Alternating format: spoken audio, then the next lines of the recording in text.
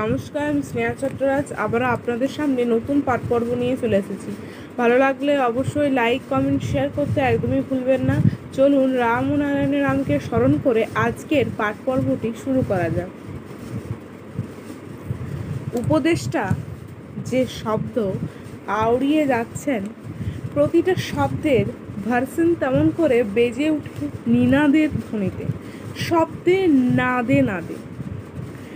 নাদ ও হুঙ্কার যা কিছু শব্দ সবাই যে ব্রহ্ম গুরুগম্ভীর ধ্বনিতে ধ্বনিতে অনুতে অনুতে যে শব্দ বাজিছে, ঘ্রাণ রূপে, দর্শন রূপে, শ্রবণ রূপে সবই যে এরই রূপে গড়ে যাচ্ছে নিজেকে।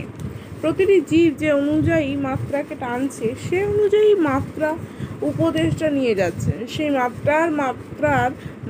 মাত্রা মাফিক সব কিছু হয়ে চলেছে। এইভাবেই চলছে বিশ্বজগতের আইন। তেমনি করে প্রতিটি জীব বেঁচে আছে সঠিকভাবে সঠিকতার দূরে নিজেকে নিয়ে যাচ্ছে, সুরে সুর মিলিয়ে দিচ্ছে, জীবনী শক্তির জীবনকে টেনে টেনে। ঠিক তেমনি করে মাত্রা শক্তিও বেঁচে আছে মাত্রাকে বৃদ্ধি করে। তেমনি করে উপদেশটা রয়েছে তার অন্তত মাত্রায়। সেরকমই তোমরাও ভাবো। তেমনি করে গুরুবাদ, তেমনি করে ভগবান তার অত্যন্ত মাত্রায়, তেমনি করে গুরুবাদ, তেমনি করে ভগবানবাদ, তেমনি করে বিশ্বাসবাদ, তেমনি করে মহানবাদ। সবারই যে মাত্রা শক্তি রয়েছে তার নিজ নিজ মাত্রায়।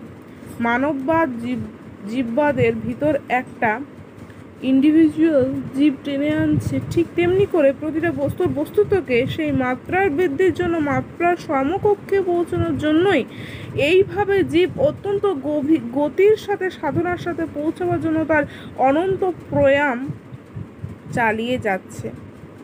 একেই বলে যোগ। এইভাবেই সেই বিশ্বজগৎ চলছে যার অজানাতে। এইভাবে প্রতিটি জীব চলছে নেওয়ার মাঝি নিয়ে যাচ্ছে, দেওয়ার মাঝি দিয়ে যাচ্ছে। প্রতিটি মানুষ বা জীব চলছে তার সাধনার পথে। কিন্তু যখন সব কিছু রূপ, রস, গন্ধ, স্পর্শ, বস্তু সব গুণগুলি বিরাটের সুরে সুরময় হয়ে ইন্দ্রিয়র ভিতরে রয়ে যাচ্ছে আর স্ফুটিত হচ্ছে না, তখন তার মাত্রা আর বোঝা যাচ্ছে না। তখন সাধনার লক্ষ্যে পৌঁছানোর জন্য সমস্ত আগ্রহ উৎসাহ সেই মাত্রাকে জানিয়ে ধ্যান, ধারণা, জপ, বিবেক, বুদ্ধি, বিচার কত কিছুই নামকরণে নামাঙ্কিত হয়ে সেই সবই যেন জুইয়ে দিচ্ছে। বিরাটের সেই বিরাট চাহিদাই হলো সেই ডিমান্ড, ইন্দ্রিয়গুলি বা প্রকৃত খোরাক। বিরাট শক্তি ইন্দ্রিয়গুলির প্রচণ্ড ক্ষুধা, জানবার, বুঝবার, শুনবার ও দেখবার স্পৃহা। তেমনি বিরাট এদের ক্ষমতা। ছোট চোখে কোটি কোটি মাইল দূরের বস্তুর আভাস মেলে। সকল ইন্দ্রিয়ের বেলাতেই একই নিয়ম। তাই সেখানে তাদের খোরাক জোগাতে হবে। যেখানে আমাদের ইন্দ্রিয়ের খোরাক দিচ্ছে বৃত্তির নিবৃত্তির মাধ্যমে, তাতে আমাদের পেট ভরে না। প্রতি মুহূর্তে তারা তাদের উপযুক্ত খোরাকের জন্য উন্মুক্ত হয়ে আছে। চক্ষু, কর্ণ, ইন্দ্রিয়ের অনুভব শক্তিতে জগতের সকল বিষয়বস্তু মিলিত সুরের সাড়া না পেলে তাদের খোরাক মিটতে পারে না। তাই সেভাবেই তাদের ধ্বনির খোরাক, সুরের খোরাক দিতে হবে।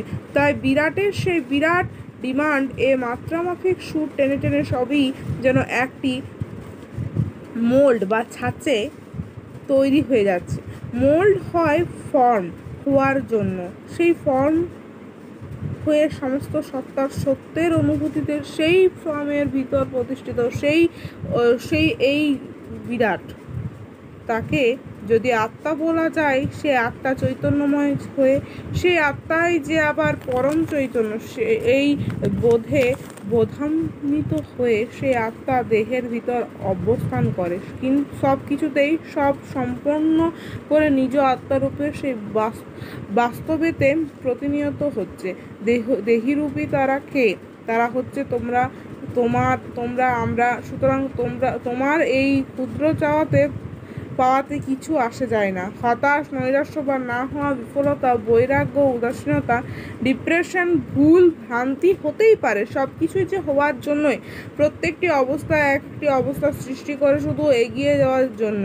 টেনে আনছে প্রকৃত সত্তাকে। জীবনে চলার পথে নৈরাশ্যের মাঝে এই শুধু জানিয়ে দিচ্ছে শূন্যকে পূর্ণ করো। বিফলতা, হতাশা শুধু জানিয়ে দিচ্ছে প্রকৃতির সেই অমোঘ বাণী। আবার আমার হওয়ার মাঝে, স্মরণের মাঝে এগিয়ে যাও। এই যে যাওয়া জানিয়ে যাচ্ছে প্রতি মুহূর্তে depression of life, hopelessness condition, সব কিছুরই প্রয়োজনীয়তা আছে।